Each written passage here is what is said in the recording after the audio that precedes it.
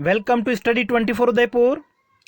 MCQ series में आज का जो हमारा सबसे पहला प्रश्न है, किस बाजार में फर्म के उत्पाद की मांग पूर्णतया लोचदार नहीं होती है। ठीक है, पूर्णतया लोचदार ई बराबर अनंत हम कह सकते हैं नहीं होती है, मतलब फर्म का जो मांग वक्र है वो ऐसा, ठीक है, एक्स अक्ष के जो समांतर है वो कहां पे होता है, पूर्ण प्रतियोगिता में होता है। तो देखिए यहाँ पे आपका पहला ऑप्शन ए नहीं हो सकता है क्योंकि इसमें पूर्ण प्रतियोगिता साथ में दे रखा है। डी ऑप्शन में भी नहीं हो सकता है, सी ऑप्शन में भी नहीं हो सकता है। तो पूर्णतः लोचदार मांग किस में नहीं होती है, एकाधिकार और अपूर्ण प्रतियोगिता में। तो यहाँ पे जो आपका करेक्ट आंसर है वो हो जाएगा ऑप्शन बी। अगला देखिए, निम्न कथनों पर विचार कीजिए। सामान्य मूल्य पर वस्तु की सीमांत लागत व सीमांत उपयोगिता बराबर होती है। ठीक है, ये कथन सही है। वस्तु की सीमांत लागत और सीमांत उपयोगिता बराबर होती हैं। अल्पाधिकार में प्राय कीमतें स्थिर नहीं रहती हैं। ठीक है, प्राइस रिजिडिटी होती है ओलिगोपोली मार्केट में। तो दूसरा कथन गलत है, क्योंकि जब हम मांग वक्र की बात करें तो मांग वक्र अनिश्चित होता है। इसका ऊपरी भाग क्या होता है, अत्यधिक लोचदार, और नीचे वाला जो भाग होता है वो बेलोचदार। और यहाँ पे एक तरह से कीमत जो है वो स्थिरता की प्रवृत्ति पाई जाती है। तो यहाँ पे केवल पहला कथन सही है, ऑप्शन ए। अगला प्रश्न देखिए, निम्न कथनों पर विचार कीजिए। एक क्रेताधिकार बाजार में केवल क्रेता का प्रभुत्व होता है। ठीक है, जब किसी वस्तु को खरीदने वाला केवल एक ही जना है तो उस क्रेता का क्या होगा, प्रभुत्व होगा। बिल्कुल सही है। फिर दूसरा, द्विपक्षीय एकाधिकार में एक क्रेता और एक विक्रेता होते हैं, ये भी बिल्कुल सही है। ठीक है, द्विपक्षीय एकाधिकार हम किसे कहेंगे, जब किसी वस्तु का क्रेता, खरीदने वाला भी एक जना है, बेचने वाला भी एक ही जना है। तो यहाँ पे आपका जो दूसरा ऑप्शन है, अच्छा सॉरी, पहला भी आपका सही है, दूसरा भी सही है, दोनों ऑप्शन आपके सही हैं यहाँ पे। तो करेक्ट आंसर आपका कौन सा हो जाएगा, ऑप्शन सी। दोनों कथन जो है वो सत्य हैं। अगला प्रश्न देखिए, निम्न कथनों पर विचार कीजिए। अल्पाधिकार के संबंध में प्राय विज्ञापन का सहारा नहीं लिया जाता, ये गलत है। अल्पाधिकार में किसी वस्तु के जो उत्पादक होते हैं, फर्मों की संख्या क्या होती है, बहुत ही कम होती है, और अपनी वस्तु को ज्यादा बेचने के लिए फर्में क्या करती हैं, विज्ञापन करती हैं। तो पहला कथन तो गलत है। दूसरा है, अतिरिक्त क्षमता एकाधिकारी प्रतियोगिता की विशेषता है। मोनोपोलिस्टिक कंपटीशन में क्या होता है, एक्सेस कैपेसिटी होती है, ये बिल्कुल सही लग रहा है। ठीक है, तो यहाँ पे आपका ऑप्शन कौन सा हो जाएगा, बी। अगला है, निम्न कथनों पर विचार कीजिए। द्विपक्षीय एकाधिकार में दो विक्रेता और एक क्रेता पाए जाते नहीं, एक क्रेता और एक विक्रेता होता है। अपूर्ण प्रतियोगिता बाजार एवं दीर्घकाल में उत्पादक का संतुलन स्थिर प्रतिफल के नियम के अंतर्गत नहीं। ठीक है, यहाँ पे शायद बढ़ते प्रतिफल के अंतर्गत होना चाहिए, तो ये भी नहीं होना चाहिए। कपटपूर्ण अल्पाधिकार में प्रत्येक विक्रेता कीमत अग्रणी होता है। ठीक है, प्रत्येक विक्रेता क्या करेगा, अपनी वस्तु की कीमत को निर्धारित करेगा, बिल्कुल सही है। और एआर वक्र पूर्ण प्रतियोगिता और अपूर्ण प्रतियोगिता में अंतर को दर्शाता है। ठीक है, पूर्ण प्रतियोगिता में जो एआर वक्र होता है वो एक्स अक्ष के समानांतर होता है, और अपूर्ण प्रतियोगिता में एक तरह से नीचे की ओर गिरता हुआ होता है। तो ये अंतर होता है। तो यहाँ पे आपका तीसरा और चौथा कथन सही है, इसलिए करेक्ट आंसर हो जाएगा ऑप्शन सी। नेक्स्ट देखिए, अपूर्ण प्रतियोगिता बाजार का सबसे प्रमुख रूप निम्नांकित में से क्या होगा। अपूर्ण प्रतियोगिता में अगर हम देखें, एकाधिकारी प्रतिस्पर्धा हो गया, ओलिगोपोली मार्केट अल्पाधिकार हो गया, तो सबसे प्रमुख रूप यहाँ पे आपका कौन सा हो जाएगा, अल्पाधिकार। अगला है, निम्नलिखित कथनों पर विचार कीजिए। अल्पाधिकार स्थिति के अंतर्गत एक वस्तु के उत्पादन या बेचने वाली फर्में अल्प होती हैं, फर्मों की संख्या कम होती है, बिल्कुल सही है। 2 से लेकर 10 फर्में हम कह सकते हैं। अल्पाधिकार का सरलतम रूप द्विअधिकार है। ठीक है, द्विअधिकार जो डिओपोली होता है वो भी ओलिगोपोली मार्केट का ही भाग होता है, तो ये भी सही है। तो यहाँ पे दोनों कथन सही हैं, ऑप्शन सी। नेक्स्ट है, अल्पाधिकार की विशेषताएं हैं। ठीक है, ओलिगोपोली मार्केट में क्या होता है, जो विक्रेता होते हैं उनकी पारस्परिक निर्भरता पाई जाती है, इंटरडिपेंडेंस, बिल्कुल सही है। विज्ञापन और विक्रय लागतें पाई जाती हैं, सभी फर्में अपनी वस्तु को ज्यादा बेचने के लिए क्या करती हैं, एडवर्टाइजमेंट करती हैं। फर्मों की सीमित कीमत नियंत्रण, कीमत के ऊपर उनका नियंत्रण थोड़ा कम होता है, ये भी सही है। निर्णय करने में आत्मनिर्भरता नहीं होती, ठीक है, क्या होती हैं, एक दूसरे के ऊपर निर्भरता होती हैं। एक फर्म अगर उत्पादन कीमत नीति में परिवर्तन करेगी तो दूसरी फर्मों को भी क्या करना पड़ता है, परिवर्तन करना पड़ता है, मतलब पारस्परिक निर्भरता पाई जाती है, आत्मनिर्भरता नहीं होती थी। शब्द का थोड़ा ध्यान रखिए। तो यहाँ पे पहला, दूसरा और तीसरा कथन सही है, ऑप्शन आपका बी।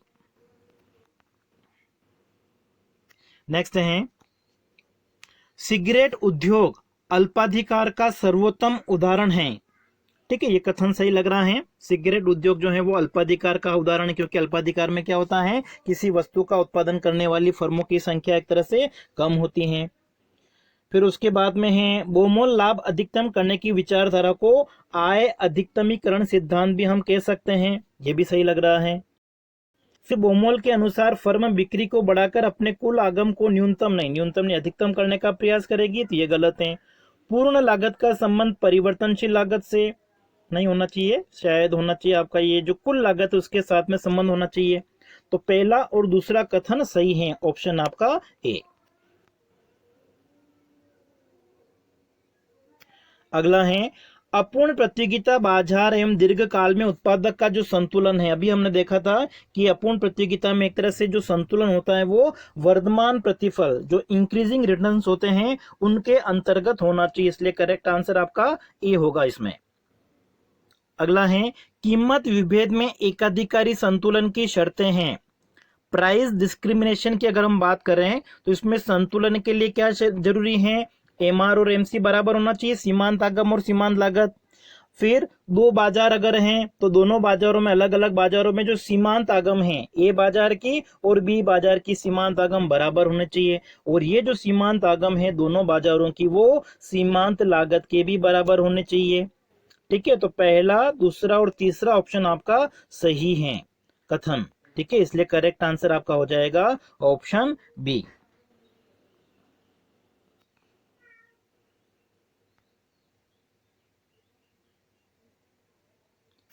नेक्स्ट है, बेन का मत है कि कीमत और औसत लागत के मध्य अंतर ही एकाधिकारी शक्ति की कोटि अथवा अंश की माप है, प्राइस माइनस एवरेज कॉस्ट। ठीक है, एकाधिकारी शक्ति को माप किया जाता है, इसके द्वारा सही है। फिर द्विपक्षीय एकाधिकार ऐसी बाजार संरचना की व्याख्या करती है जहां एकाधिकारी केवल एक क्रेताधिकारी का सामना करता है, एक क्रेता होता है, एक विक्रेता होता है। ठीक है, एक विक्रेता है, उसको हम क्या कहेंगे, एकाधिकार कहेंगे, और खरीदने वाला भी केवल एक ही जना है। तो यहाँ पे दोनों कथन सही हैं, करेक्ट आंसर ऑप्शन सी, पहला और दूसरा कथन सही है। द्विपक्षीय एकाधिकार में पाए जाते हैं। ठीक है, द्विपक्षीय एकाधिकार में क्या होता है, एक क्रेता होता है और विक्रेता भी एक ही होता है। ठीक है, तो यहाँ पे हो सकता है कुछ मिस्टेक हो प्रिंटिंग।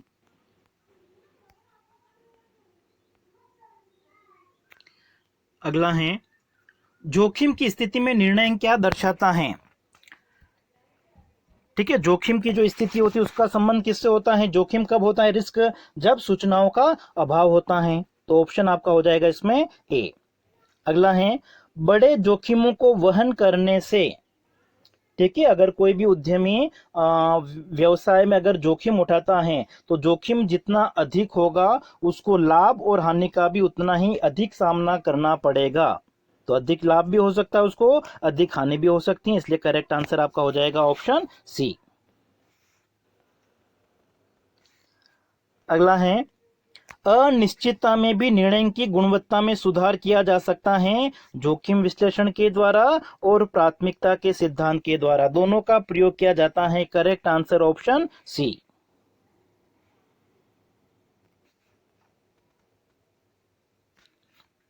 अगला है, प्राथमिकता सिद्धांत का उपयोग किया जाता है, ठीक है, जो अनिश्चितता पाई जाती है उनके लिए और औपचारिक जो वातावरण है उनके लिए होना चाहिए, ऑप्शन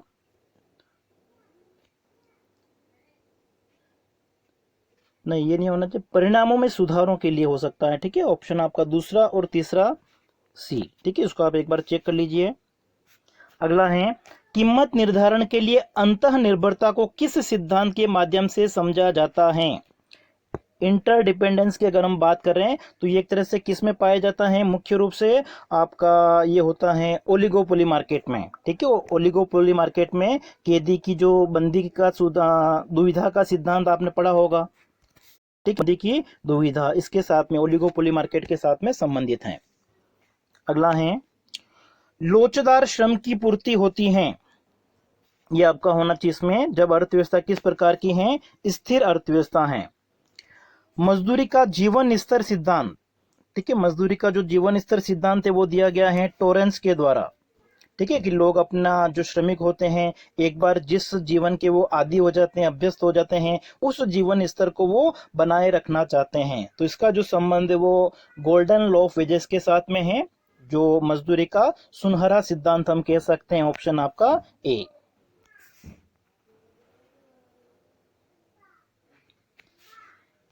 खेल सिद्धांत गेम थ्योरी का जो संबंध है वो किसके साथ में है, ओलिगोपोली मार्केट के साथ में, अल्पाधिकार बाजार के साथ में। खेल सिद्धांत का जो उपयोग है वो कहां पे किया जाता है, मानव और पशु व्यवहार की विस्तृत विविधता का अध्ययन करने के लिए, विभिन्न खेलों के नहीं, ये नहीं, ठीक है, अनिश्चितता की जो होती है स्थिति वहां पे, बाजार में उपभोक्ताओं का व्यवहार समझने के लिए हो सकता है, मतदान, नीलामी, ठीक है, तंत्र डिजाइन, इनके लिए भी हो सकता है। यहाँ पे आपका पहला, तीसरा और चौथा कथन सही लग रहा है। ठीक है, दी ऑप्शन आपका होना चाहिए डी। फिर है खेल सिद्धांत का पहला प्रयोग। ठीक, खेल सिद्धांत का जो सबसे पहले प्रयोग है, कुर्नो ने जो मॉडल दिया था, द्विअधिकार मॉडल, डियोपोली मार्केट का मॉडल दिया था, तो 1838, ऑप्शन आपका ए।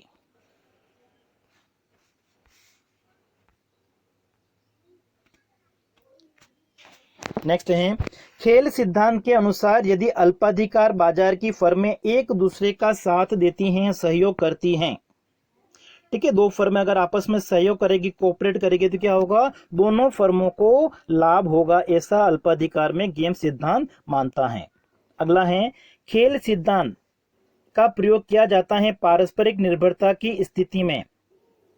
ठीक, खेल सिद्धांत का जो प्रयोग है वो उपभोक्ताओं के व्यवहार को समझने के लिए किया जा सकता है, फर्म जो होती है उनके, ठीक है, अल्पाधिकार बाजार में, इसके लिए भी हो सकता है, पूर्ण प्रतियोगिता के लिए नहीं है। तो यहाँ पे पहला, दूसरा और चौथा कथन सही लग रहा है, पहला, दूसरा, चौथा, ये आपका हो जाएगा ऑप्शन बी। खेल सिद्धांत का प्रयोग निम्नलिखित में से कहां कहां किया जाता है। ठीक, गेम थ्योरी जो है इंजीनियरिंग में, राजनीति विज्ञान में, समाज विज्ञान, अर्थशास्त्र, जीव विज्ञान, जितनी भी शाखा होती हैं सभी में। ठीक है, मतलब यहाँ पे जो लिखे हुए सब में होना चाहिए ऑप्शन आपका डी। प्रत्येक विक्रेता यह मानकर चलता है कि उसके प्रतिद्वंदी की उत्पादन मात्रा स्थिर होगी। तो ओलिगोपोली मार्केट जो अल्पाधिकार बाजार का मॉडल है, कुर्नो के द्वारा जो मॉडल दिया गया है, उसमें उत्पादन जो प्रतिद्वंदी है, एक फर्म की जो प्रतिद्वंदी फर्म है उसके उत्पादन की मात्रा को वो स्थिर मान के चलता है, वो आपका कौन सा है, कुर्नो मॉडल। और एजवर्थ मॉडल में क्या माना गया है, जो प्रतिद्वंदी है वो कीमत स्थिर रखता है। ठीक है, एजवर्थ मॉडल में कीमत को स्थिर माना गया है प्रतिद्वंदी की, और कुर्नो मॉडल में प्रतिद्वंदी की उत्पादन मात्रा को स्थिर माना जाता है। जे एम किन्स द्वारा प्रकाशित पुस्तक द जनरल थ्योरी, ठीक है, ऑप्शन आपका सी। अगला है निम्नलिखित कथनों में से कौन सा असत्य है, केन्ज की विश्लेषण पद्धति में मुद्रा पूर्ति में वृद्धि का परिणाम होता है। ठीक है, मुद्रा की पूर्ति अगर बढ़ेगी तो क्या होगा, ब्याज की दर में कमी आएगी। ठीक है, ब्याज की दर में कमी में आपके दो ऑप्शन दे रखे हैं ये, और साथ साथ में जो इनकम का लेवल, आय का स्तर क्या होना चाहिए, बढ़ना चाहिए। ठीक है, इससे क्या प्रभाव पड़ सकता है, आय का नीचा स्तर भी हो सकता है।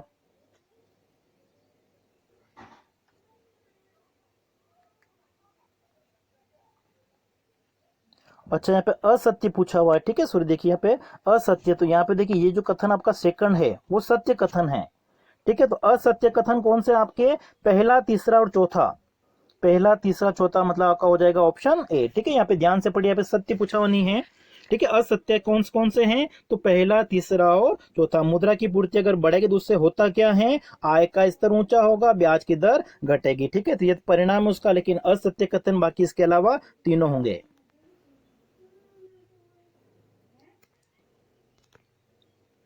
निम्नलिखित कथनों पर विचार करना है। इकोनॉमिक्स ऑफ इम्परफेक्ट कंपटीशन नामक पुस्तक के लेखक रॉबिन्सन हैं। ठीक है, imperfect competition Shrimati John Robinson की बुक है, बिल्कुल सही है। पूर्ण प्रतियोगिता का जो सिद्धांत है वो किसने लिखी है? Shrimati John Robinson. और एकाधिकारी फर्म केवल मात्रा नियोजक होती हैं। ठीक है, ये वो क्या कर सकती है? या तो कीमत का निर्धारण करती हैं फर्म, या फिर मात्रा का निर्धारण करती हैं। दोनों को एक साथ निर्धारित वो नहीं कर सकती हैं। ठीक है, तो इसमें आप चेक कर लेना, मेरे हिसाब से इसमें ऑप्शन होना चाहिए आपका ठीक है, ये भी हो सकता है। पहला तो बिल्कुल सही है, एकाधिकारी फर्म में केवल मात्रा नियोजक होती हैं, दोनों में से एक ही होती हैं, या तो कीमत करेगी या मात्रा का, इसलिए ऑप्शन आपका सी हो सकता है इसमें। इकोनॉमिक्स ऑफ इम्परफेक्ट कंपटीशन, ठीक है, वापस आ गया। पुस्तक के लेखक कौन है? ये आपका है option A, Shrimati John Robinson. और मोनोपोलिस्टिक कंपटीशन के बारे में, जो एकाधिकारी प्रतिस्पर्धा है उसके बारे में जो विचार दिए वो किसने दिए हैं? चेम्बरलिन ने। अपूर्ण प्रतियोगिता अगर आ जाए तो उसके लिए श्रीमती जॉन रॉबिन्सन। आधुनिक अर्थशास्त्री केंज के किस काल को अवास्तविक बताते हैं? ठीक है, जो अति दीर्घ काल है उसको।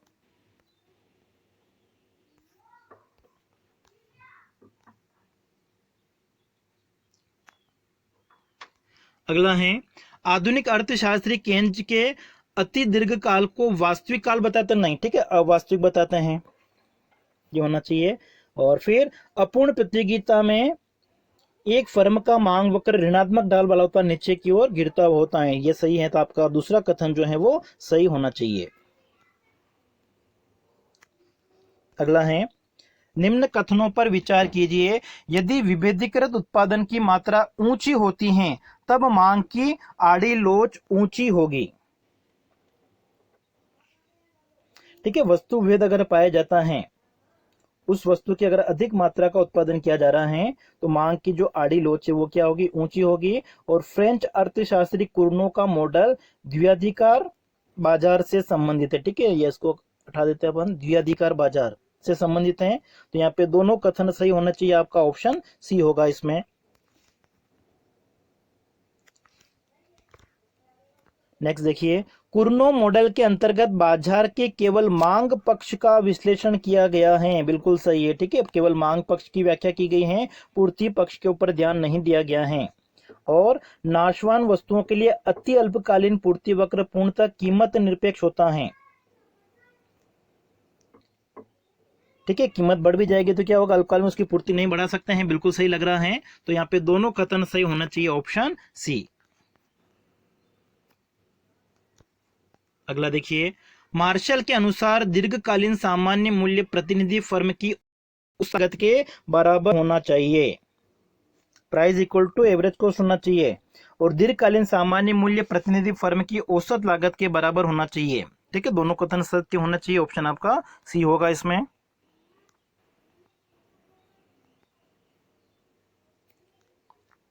अगला है, निम्नलिखित कथनों पर विचार कीजिए। स्टेकलमबर्ग मॉडल ने द्वैधिकार समस्या का हल इस मान्यता पर सुझाया है कि प्रत्येक विक्रेता दूसरे की क्रियाओं की परस्पर निर्भरता को मानता है। ठीक है, स्टेकलबर्ग की मॉडल की अगर हम बात करें तो ये कथन तो सही होना चाहिए। और एजवर्थ मॉडल में प्रत्येक विक्रेता को अपने प्रतिद्वंदी विक्रेता की कीमत को स्थिर मानता है। ठीक है, एजवर्थ मॉडल ये भी सही है। कुर्नो ने क्या किया था? उत्पादन की मात्रा को स्थिर माना था, ठीक है, प्रतिद्वंदी फर्म की। और यहाँ पे जो एजवर्थ मॉडल है वो कीमत को स्थिर मानता है। दोनों कथन सही होना चाहिए, आपका ऑप्शन सी।